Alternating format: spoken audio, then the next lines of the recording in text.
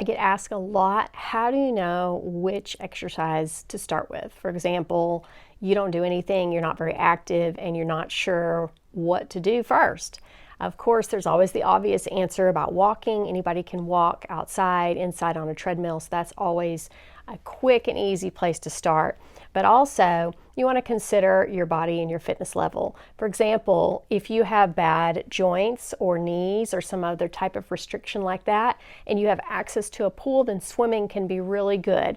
Water aerobics, those were all the rage back in the day. I think they might be making a comeback, but even if they're not, you can do that yourself. Get in the water and do some exercises, do some laps, whatever you can do.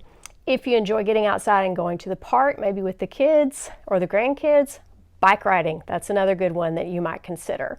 And then lately, instead of tennis, pickleball seems to be all the rage. And I haven't tried it yet. I've been wanting to. I'd love to hear from you if you've tried it and what you like about it. But that's a good way to get your heart rate up, get your exercise in. But you just have to think about your lifestyle and what your body is capable of doing. So I would say just to start, 20 to 30 minutes of some moderate aerobic activity. You just want to get the heart rate up a little bit. Pick something that you enjoy like that. Even dancing around the house would work. And go with that first. Aim for 3 days a week, work your way up to 5, and then as you get stronger and you get more endurance, you can do more.